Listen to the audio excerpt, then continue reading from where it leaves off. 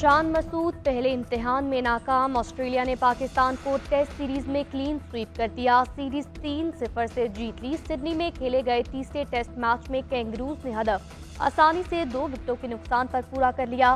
Pakistan team दूसरी innings में सिर्फ 115 रन बना सकी। मजमूई बर्तरी सिर्फ 129 रन की हासिल थी।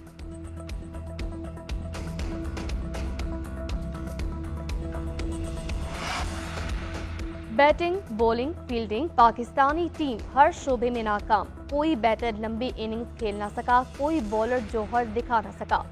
फील्डिंग तो इंतहाई कमजोर रही। आसान कैच छोड़े जाते रहे।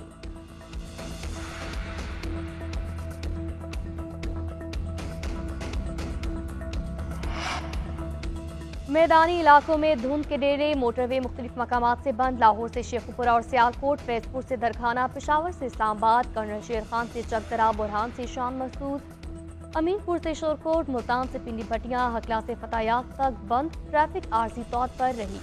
मोटरवे पुलिस के मुताबिक शहरी धुंध के औकात में गैर जरूरी सफर से गुरेज करें।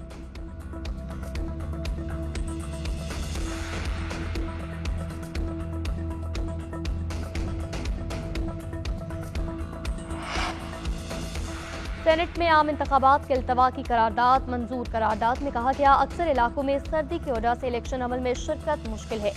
सियासी जमातों की लीडरशिप पर हमले किए जा रहे हैं। सेनेट सेक्रेटरीट ने करारदाद मंजूर करके नोटिफिकेशन की कॉपी ऐवान सदर, वजीर आजम, वजारत कानून, वजारत दाखिला, दीगर मुतल्लिका इदारों को भेज दी।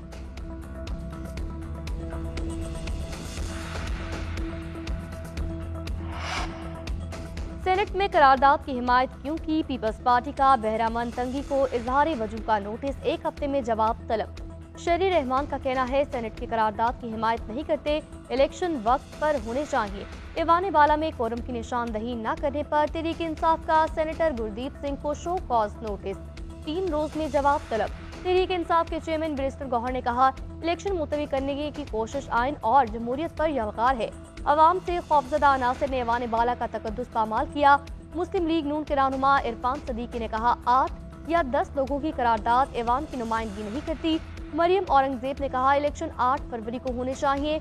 अवाम 8 फरवरी को पाकिस्तान की तरक्की, अमन और खुशहाली के हक में फैसला देंगे।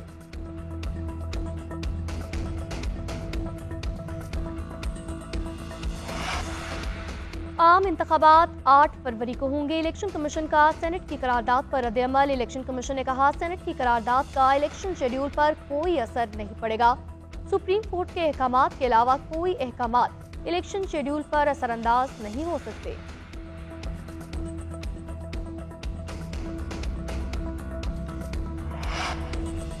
सुप्रीम कोर्ट में आर्टिकल 62(1)(f) की तशरीह के केस का फैसला महफूज अदालत ने रिमार्क्स दिए। मुख्तसर फैसला जल्द सुना जाएगा। समाअत के दौरान चीफ जस्टिस काजी फाइज ईसा ने रिमार्क्स दिए, मुल्क को तबाह करने की सजा 5 साल है।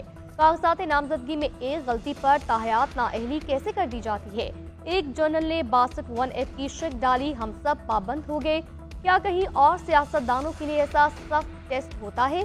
पार्लियामेंट ने नाअहली की मुद्दत 5 साल कर दी। पूरा पाकिस्तान 5 सालाना अहली की मुद्दत से खुश है। किसी ने कानून चैलेंज नहीं किया।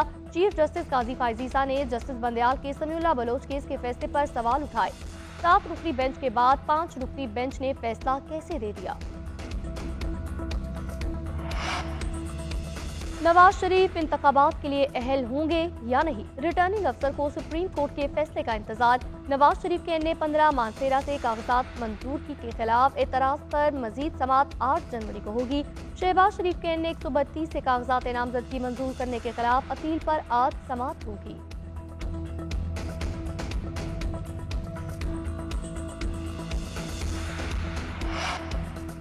इस्लामाबाद में टारगेट किलिंग। सुन्नी उलमा काउंसिल के मरकजी डिप्टी जनरल सेक्रेटरी मौलाना मसूदुर रहमान उस्मानी कातिलाना हमले में शहीद। गाड़ी पर फायरिंग से 2 अफराद जख्मी। मौलाना मसूदुर रहमान उस्मानी की मैयत का पिम्स अस्पताल में पोस्टमार्टम मुकम्मल। मैयत रहमानी मस्जिद में रखी जाएगी। नमाज जनाजा आज पार्लियामेंट हाउस के सामने एक्सप्रेस चौक में अदा किया जाएगा।